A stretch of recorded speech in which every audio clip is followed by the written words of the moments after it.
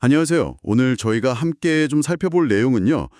여러분께서 공유해 주신 두 편의 방송, 김어준의 겸손은 힘들다 뉴스공장하고 또 매불쇼에서 다룬 이게 좀 복잡하게 얽힌 의혹들의 연결 지점입니다. 네, 뭐 내란 의혹에서 시작해서 드론 사건, 또 주가 조작, 그리고 군 수사 외압까지 이 방송들을 보면요. 이 개별 사건들이 사실은 하나의 어떤 큰 그림을 그리고 있을지도 모른다. 뭐 이런 가능성을 제기하고 있습니다. 네, 맞습니다. 그래서 오늘 저희 목표는요, 이 소스들에서 제시하는 그 핵심 연결고리들, 이걸 좀 명확히 짚어드리고, 또 이 정보들이 왜 이렇게 중요하게 다뤄지는지 그 맥락을 좀 이해하시도록 돕는 겁니다. 단순히 나열하는 게 아니고 네, 그렇죠. 단순히 사건들을 그냥 나열하기보다는 그 이면에 혹시 숨어 있을지도 모르는 어떤 패턴이나 관계, 이런 걸 파악하는 데 좀 더 집중해 보겠습니다. 듣고 보니까 정말 점들이 이렇게 선으로 이어지는 그런 느낌인데요. 그럼 첫 번째 연결고리, 그 내란 의혹하고 드론 사건, 이거부터 좀 짚어주시죠. 소스들 보니까 그 노상원 전 정보사령관 등이 연루된 내란 계획하고 또 대북 무인기 사건 사이에 관련성이 있다. 뭐 이런 주장이 나온 거죠. 그렇습니다. 네.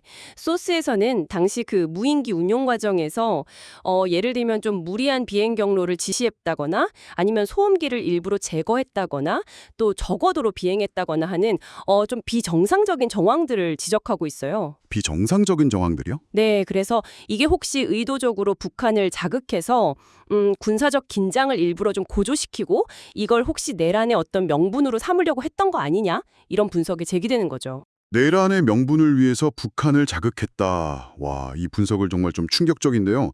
특히 그 노상원 씨 관련해서는 소스에서 어떤 구체적인 근거 같은 걸 제시하고 있나요? 소스들은 일단 노상원 씨의 구속 기간이 연장된 점, 그리고 개인정보보호법 위반이나 뭐 뇌물수수 같은 추가 혐의가 드러난 점을 들고 있고요. 그리고 결정적으로는 그가 작성한 걸로 알려진 메모 내용을 주목합니다. 메모요? 어떤 내용인데요? 네, 이 메모에 보면 뭐 부정선거를 명분으로 삼아서 반대 세력을 제거하고 장기 집권을 도모하려는 그런 계획이 담겨 있었다 이렇게 언급이 되면서요. 이게 혹시 내란의 진짜 동기가 아니었겠냐 이런 의문을 강하게 제기하는 거죠. 그리고 뭐 김용현 전 국방장관의 과거 국회 발언 태도 같은 것도 이런 맥락에서 좀 새롭게 조명되고 있고요. 그렇군요. 자, 그럼 이제 다른 각도에서 한번 보죠. 여러 의혹들의 중심에 김건희 여사의 이름이 계속 반복해서 등장한다는 점인데요.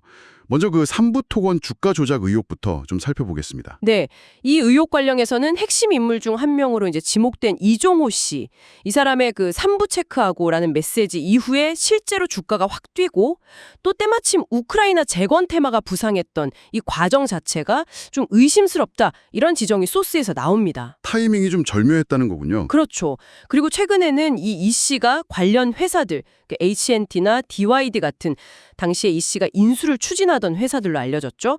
이 회사 인수에 아주 깊숙이 관여했음을 시사하는 그런 녹취록까지 보도가 됐고요. 녹취록까지요? 네.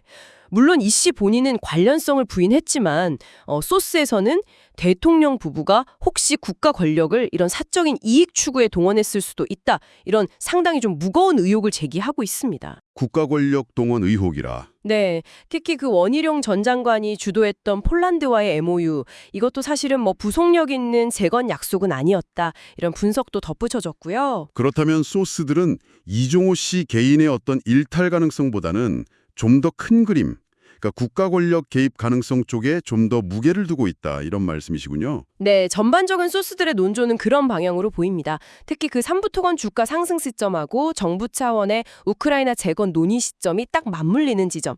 이걸 의혹의 좀 핵심적인 근거로 보고 있는 것 같아요. 알겠습니다. 근데 김 여사와의 연결고리가 여기서 그치지 않는 것 같습니다. 해병대 최상병 사건 외압 의혹에서도 비슷한 맥락의 이야기가 나오죠. 맞습니다. 그 임성근 전사단장의 부인이 이른바 VIP 경로설, 그러니까 대통령이 수사 결과에 크게 분노했다는 설이 막 불거지던 시점 전후로 해서요. 김건희 여사의 측근하고 통화를 한 정황이 포착됐다 이런 내용이 소스에서 다뤄졌습니다. 통화 정황이요? 네, 이게 그러니까 왜 윤석열 전 대통령이 임 전 사단장을 그렇게 이례적으로 감쌌는지 여기에 대한 오랜 의문이 있었잖아요. 거기에 혹시 부인 라인이 자궁한 거 아니냐? 이런 해석에 좀 힘을 싣는 부분인 거죠. 그렇군요. 그리고 내란 의혹과 관련해서도 김 여사 관련 언급이 있었죠. 근데 이 부분은 좀 더 조심스럽게 다뤄야 할 것 같은데요. 네, 그 점이 아주 중요합니다. 소스에 따르면 일단 매불쇼에서는 그 노상원 씨가 김건희 여사랑 비선 통화를 했다, 뭐 이런 주장이 제기됐고요. 뉴스공장에서는 김 여사가 내란 음모의 어떤 핵심 그 명단 작성에 관여했을 가능성 이런 걸 언급하기도 했습니다. 가능성 언급이군요. 네.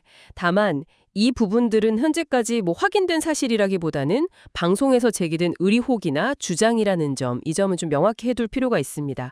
소스들도 이 점을 분명히 인식하고 전달하고 있고요. 알겠습니다. 의혹 제기 수준이라는 점, 결국 오늘 살펴본 소스들은요. 겉보기에는 그냥 별개 사건 같았던 여러 의혹들이 실제로는 굉장히 복잡하게 얽혀있을 가능성, 이걸 아주 강하게 시사하고 있습니다.